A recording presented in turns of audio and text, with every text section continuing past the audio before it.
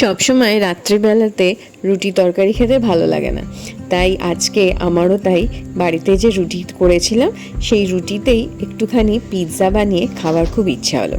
তো রুটিটা আগে করে নিলাম, তার ওপরেতে পেঁয়াজ, আপনাদের ঘরে যদি ক্যাপসিকাম থাকে ক্যাপসিকাম, কর্ন, আর আমার কাছে হচ্ছে ব্ল্যাক অলিভস ছিল, ব্ল্যাক অলিভস দিয়ে একটু আপনার চিলি ফ্লেক্স, একটু মিক্সড হাব, চিজ, রসুন কুচি, পেঁয়াজ কুচি, কাঁচা লঙ্কা কুচি, গোলমরিচ আর অল্প সামান্য নুন দিয়ে একটা তাওয়াতে অল্প তেল দিয়ে রুটিটা তার ওপর দিয়ে কাঁচের কোনো ক্লিপ দিয়ে ঢাকা দিয়ে দেবেন। আর ওয়েট করুন যে চিজটা যতক্ষণ না গলে যায়। তারপরেই 5 মিনিট বাদেই কিন্তু আপনার টেস্টি ক্রাঞ্চি পিৎজা কিন্তু রেডি হয়ে যাবে। করে একবার দেখতে পারেন, চটজলদি বাচ্চাদের মনও জোগাবে আর আপনার নিজেরও কিন্তু খেতে দারুণ লাগবে।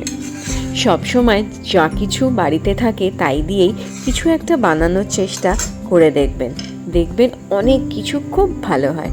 আসি তাহলে, আবার দেখা হবে।